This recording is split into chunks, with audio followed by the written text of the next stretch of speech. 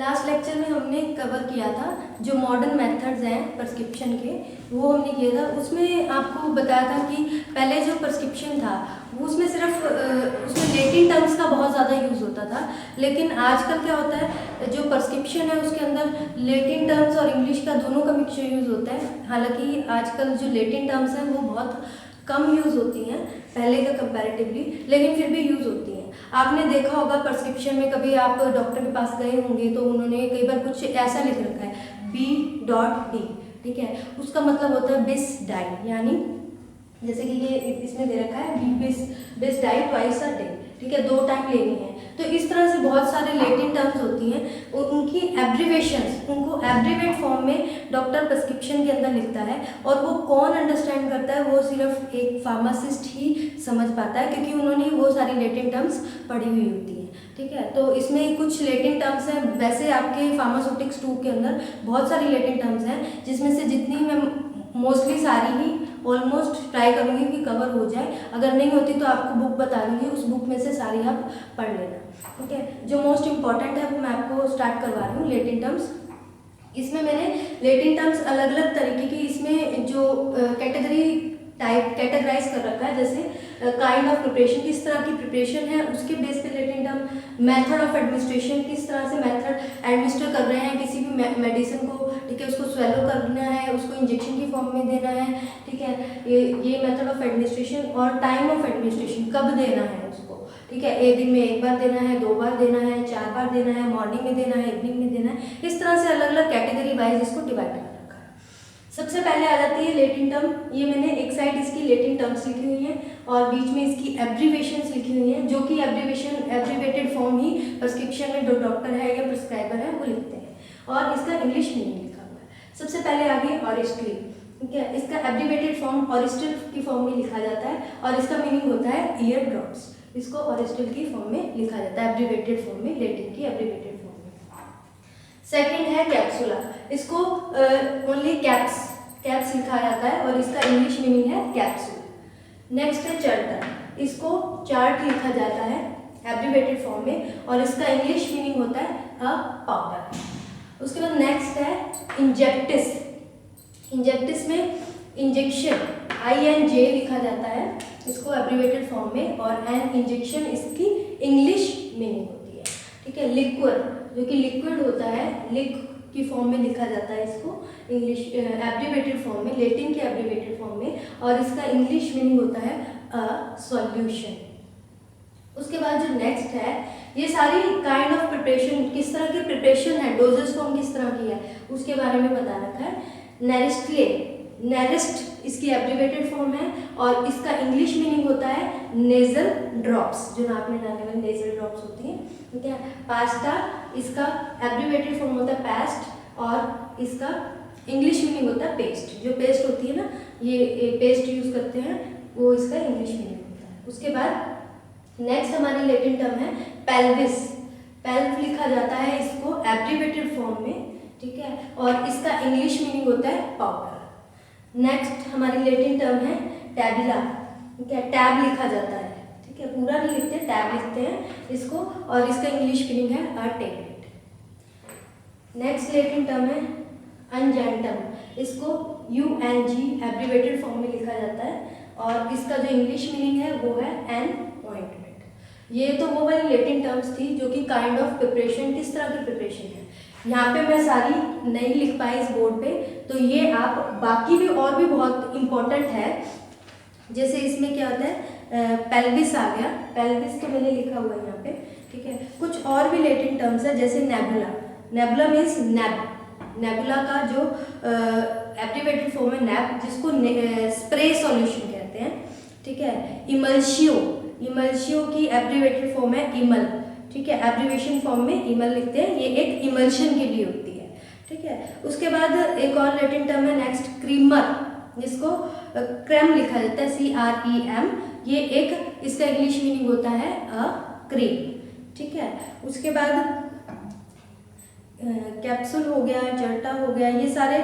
उसके बाद इनसफ्लेशियो, इनसफ्लेशियो को लैटिन टर्म की एब्रीवेशन फॉर्म में लिखा जाता है इनसफ, इंसफ लिखा जाता है और इसका इंग्लिश मीनिंग होती है इंसफलेशन। इंसफलेशन क्या होता है, इनहेल किए जाते हैं जो पाउडर, उनको बोलते हैं। ठीक है, ये अलग अलग इसकी ये काइंड ऑफ प्रिपरेशन के बेस पे है। लोशियो, जिसको एब्रीवेटेड फॉर्म में लॉट लिखा जाता है, ठीक है, और इंग्लिश मीनिंग होता है लोशन। तो ये सारे काइंड ऑफ प्रिपरेशन में आ गए। ये जो बाकी जो पेंडिंग रह गए इसमें, वो आप बुक से पढ़ लेना। उसके बाद जो नेक्स्ट आ जाती हैं वो है मेथड ऑफ एडमिनिस्ट्रेशन, हम कैसे उसको एडमिनिस्टर कर रहे हैं। ठीक है, सबसे पहले एप्लीकेंटस, इसके लिए लिखा जाता है एप्लीकेंट, यानी टू बी अप्लाइड, आपको अप्लाई करना है कोई भी ऑइंटमेंट के लिए या किसी भी लोशन के लिए होता है। नेक्स्ट लैटिन टर्म है कैपिएंडस। कैपिएंडस में कैपिएंड इसकी एब्रीवेटेड फॉर्म है। ठीक है, इंग्लिश मीनिंग है टू बी टेक, इसको लेना है आपको। ठीक है, नेक्स्ट जो हमारी लैटिन टर्म है डीग्लूटिएंडस। डीग्लूटिएंडस लैटिन टर्म है। डीग्लट, इसको एब्रीवेटेड फॉर्म में लिखा जाता है और इंग्लिश फॉर्म में इसको टू बी स्वेलोड, कोई डीग्लटेशन यानी इसको स्वेलो करना है, आपने निगलना है। ठीक है, नेक्स्ट जो लैटिन टर्म है वो है हमारी सिग्ना। सिग्ना, इसको सिन की फॉर्म में लिखा जाता है। इसका जो इंग्लिश मीनिंग होता है वो है लेबल। लेबल इसका इंग्लिश मीनिंग होता है। नेक्स्ट है मिस सेंडस।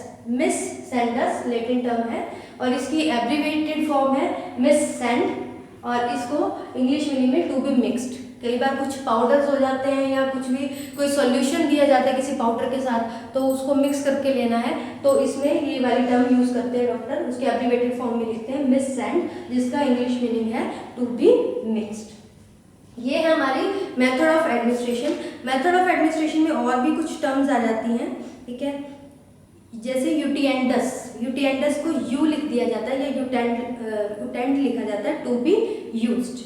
ठीक है, साइमेंडस, ठीक है, टू बी इसका मतलब भी एस लिखते हैं या सम लिखते हैं, ये एब्रीवेटेड फॉर्म में, और इंग्लिश मीनिंग इसका भी होता है टू बी टेकन। वैसे कैपिएंडस का भी सेम ही होता है, टू बी टेकन, कई बार एस भी लिखा जाता है।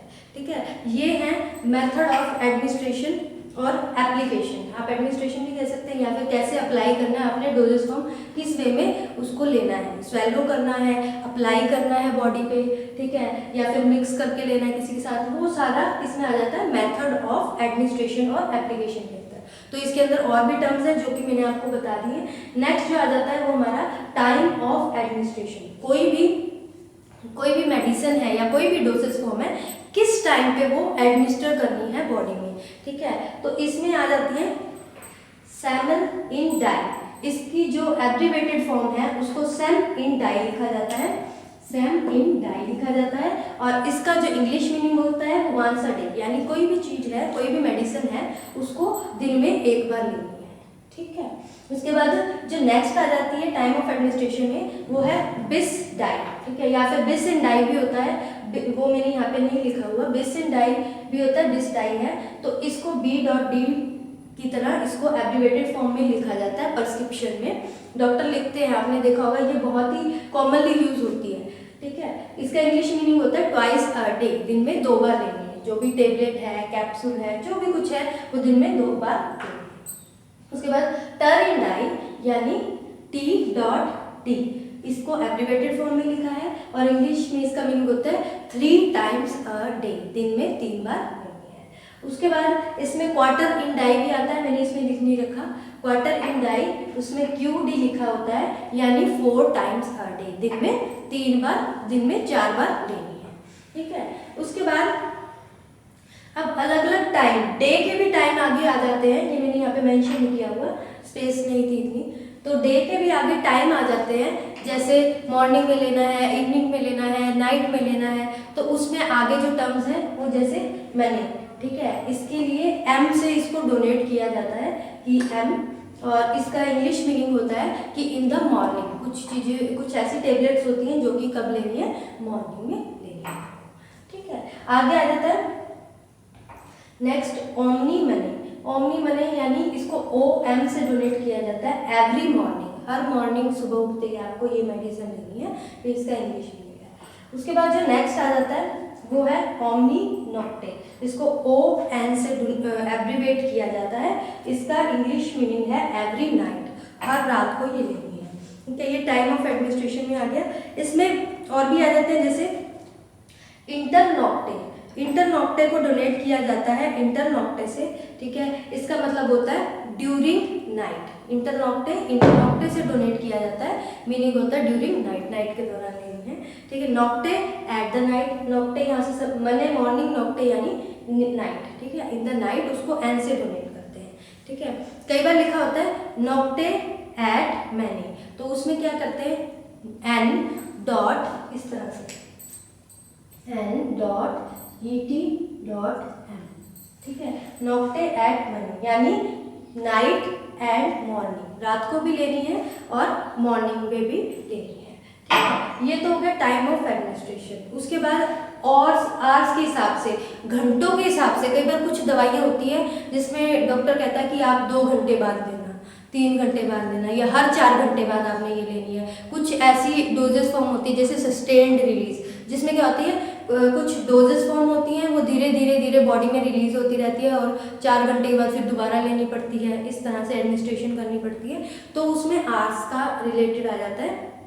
तो उसके रिगार्डिंग भी कुछ लेटेंट टर्म्स हैं, जैसे कि मैं आपको वर्बली बता देती हूँ।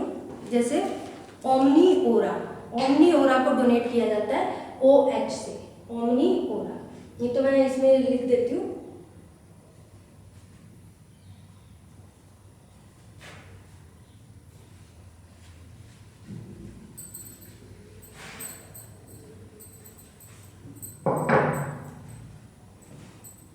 ओमनी ओरा, ठीक है।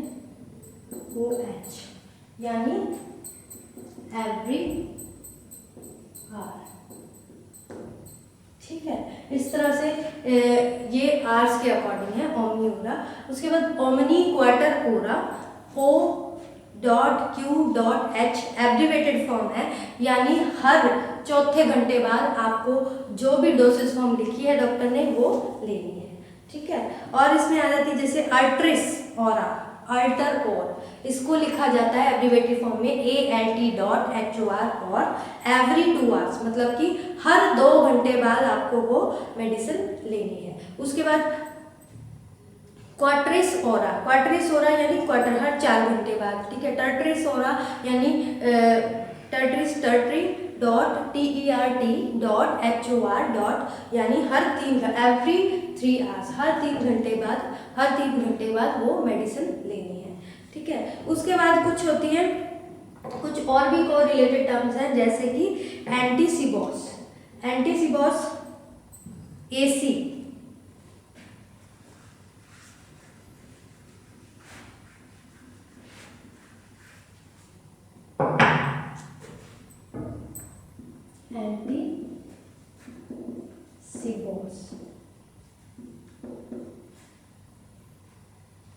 ये रिलेटेड टर्म है एंटीसिबॉस और AC, ठीक है।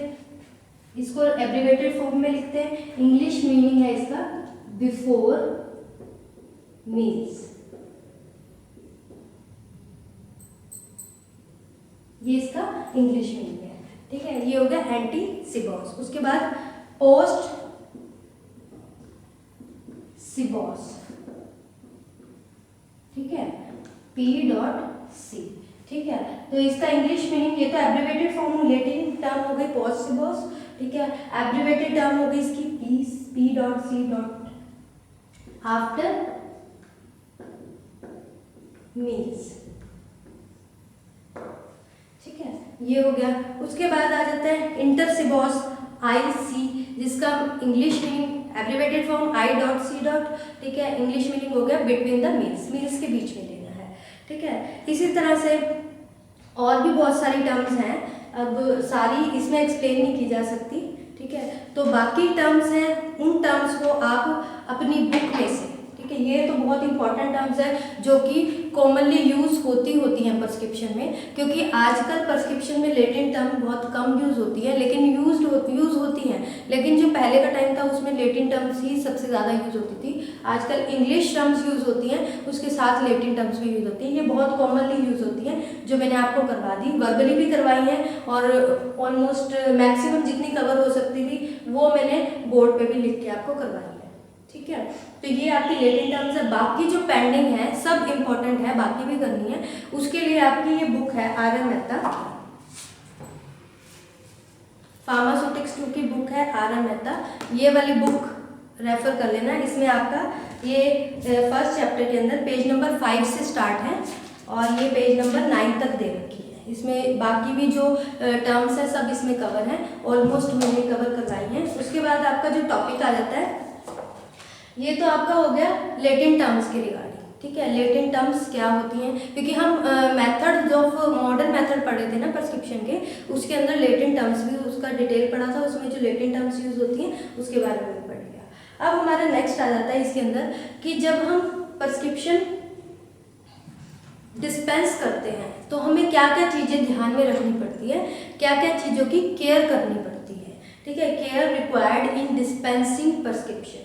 सबसे पहले तो हमें क्या करना चाहिए,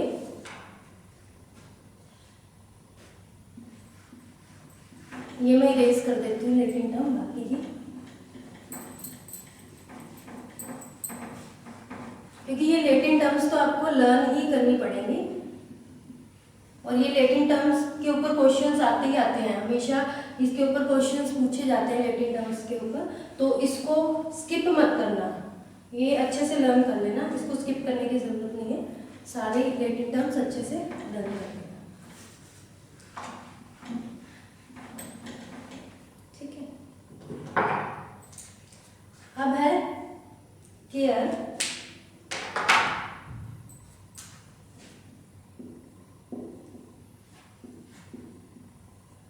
required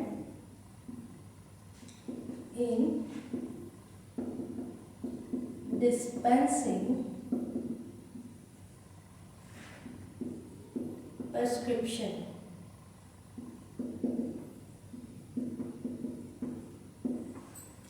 ठीक है, क्या क्या चीजें ऐसी हैं जो कि प्रिस्क्रिप्शन डिस्पेंस करते टाइम ध्यान में रखनी चाहिए।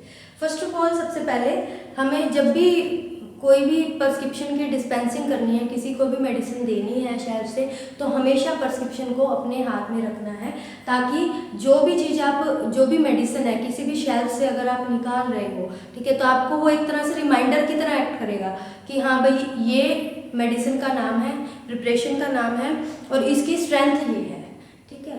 तो ये चीज़ें ध्यान में रखनी, ऐसा नहीं कि आपने एक बार पढ़ लिया, आपकी जो टेबल है उस पर रखा हुआ है, आपने पढ़ लिया कि हाँ ये मेडिसिन है और आप ढूंढ रहे हो, उसको अगर हाथ में रखोगे, साथ में रखोगे तो कोई कंफ्यूजन नहीं रहेगी, आपको पता होगा। क्योंकि मार्केट में जो एक पर्टिकुलर प्रिपरेशन है, चाहे वो कोई भी है, नॉर्मल ले लो आप एग्जांपल, पैरासीटामोल का एग्जांपल ले लो, वो भी अलग अलग स्ट्रेंथ में आती है, 100 mg में भी आती है, 250 में भी आती है, 500 में भी आती है, तो आपके पास में होगा तो आपको कन्फ्यूजन नहीं होगी, ठीक है। तो ये चीज़ ध्यान में रखनी है और इससे कोई गलती भी नहीं होगी, ठीक है। कुछ भी ऐसा नहीं होगा कि आप गलती से जैसे PCM ही निकाली, आपने देखी नहीं भी कितनी स्ट्रेंथ है, आपने अपनी मर्जी से निकाल दी, ऐसा नहीं। तो ये चीज़ ध्यान में रखनी चाहिए। उसके बाद जो नेक्स्ट पॉइंट है, हमेशा जो भी डिस्पेंसिंग बैलेंस है उसको, कोई भी इंग्रेडिएंट को वे करना है तो उसको क्लीन करके करना है वे करने से पहले, ठीक है। ऐसा नहीं हो कि दूसरी चीज़ों का भी कोई पहले से ही पर्टिकुलर कोई चीज़ वे की है तो उसका भी वेट आ रहा है तो उसको अच्छे से क्लीन कर देना है, ठीक है। और उसके बाद जब भी आपने कोई चीज़ मेज़र करनी है, ठीक है, कोई भी इंग्रेडिएंट लेना है, ठीक है, तो उसका लेबल ज़रूर चेक करें। ऐसा नहीं कि कई बार ऐसा होता है शेल्फ पे पड़ी होती है बहुत सारी चीज़ें, आप जो उठा रहे हो, आपने कोई साइड वाला स्टॉक कंटेनर उठा लिया, वो नहीं उठाया, तो उसको डिस्पेंस करने से पहले उसका लेबल अच्छे से चेक कर लेना चाहिए, ठीक है।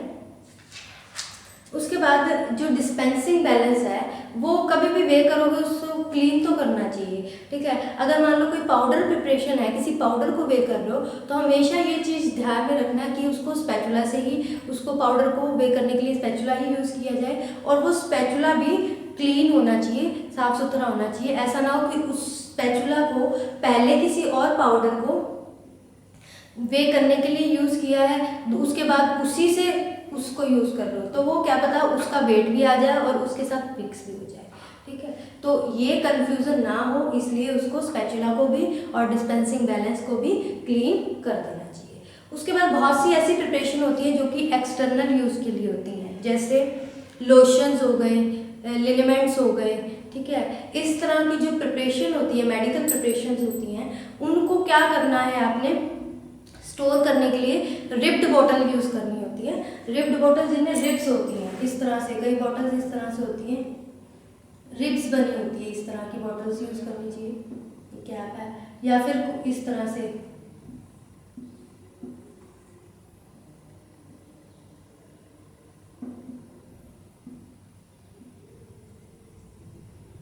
ठीक है, रिब्ड बॉटल में उसको डिस्पेंस करना चाहिए, इनको रिब्ड बॉटल्स कहते हैं।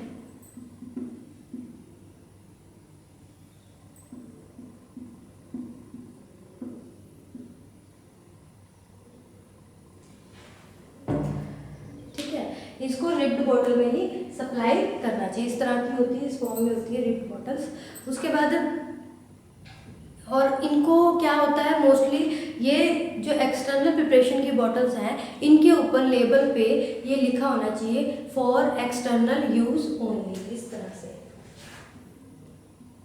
For external use only.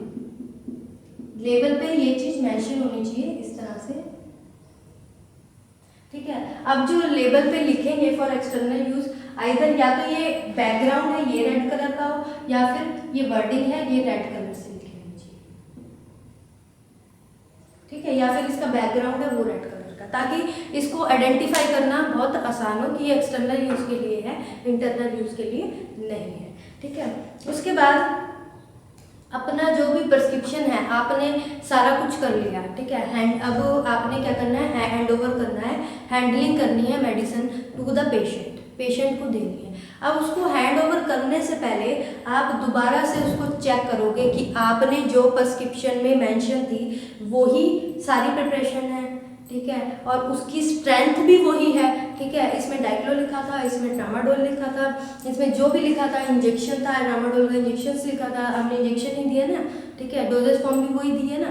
ठीक है, उसकी स्ट्रेंथ कितनी है, तो वो सारी चीज़ें उसमें क्या आपने दोबारा से देखनी है before the hand over to the patient को हैंड ओवर करने से पहले। ठीक है, ये है हमारी जो केयर। ठीक है, अभी हमें एक प्रिस्क्रिप्शन को डिस्पेंस करने से पहले क्या क्या पॉइंट ध्यान में रखने हैं। ठीक है, आपका ये टॉपिक हो गया कंप्लीट। उसके बाद जो नेक्स्ट टॉपिक है आपका सोर्सेज ऑफ एरर्स। जो प्रिस्क्रिप्शन होता है उसमें क्या क्या एरर होने की, क्या क्या गलतियां होने की संभावना होती है, तो वो जो टॉपिक है आपको नेक्स्ट लेक्चर में कवर करवाएंगे। अभी आपका ये लेटेंट टर्म्स वाला है। लेटेंट टर्म्स के लिए आपको बुक बता दी है फार्मास्यूटिक्स 2 की RM मेहता बुक में से। बाकी लेटेंट टर्म्स आप अच्छे से इसको लर्न कर लेना। मैंने आपको ऑलमोस्ट सारे कवर करवा दिए और इसमें कुछ वर्बली भी बता दी और केयर वाला टॉपिक भी हो गया कि डिस्पेंसिंग, एक प्रिस्क्रिप्शन को डिस्पेंस करने से पहले क्या क्या चीज़ें ध्यान में रखनी चाहिए।